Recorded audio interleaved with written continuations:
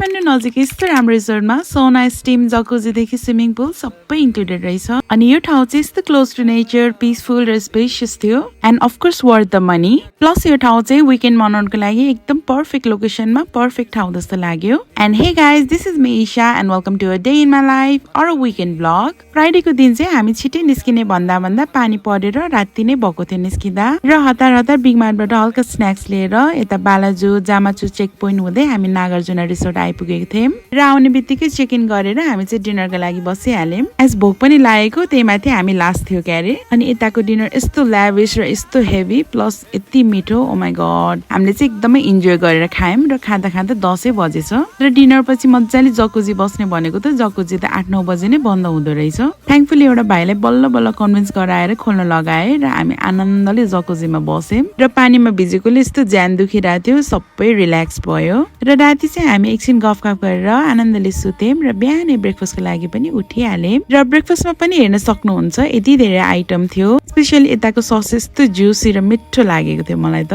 As I am a breakfast person so मैले त एकदम इन्जोय गरेँ र त्यसपछि हामी चाहिँ चेकआउट गरेर स्विमिङ गर्न थाल्यौँ तर अनफर्चुनेटली पुल चाहिँ मात्र 4 फिट मात्रै रहेछ के अलिक गहिरो भए भए मजा आउँथ्यो तर पनि केही छैन किनकि यो ठाउँको धेरै कुरा राम्रो छ र त्यति भन्दैमा हामी चाहिँ फर्क्यौँ र सुकुटी खाएर आजको विकेन्ड एन्ड गऱ्यौँ बाई।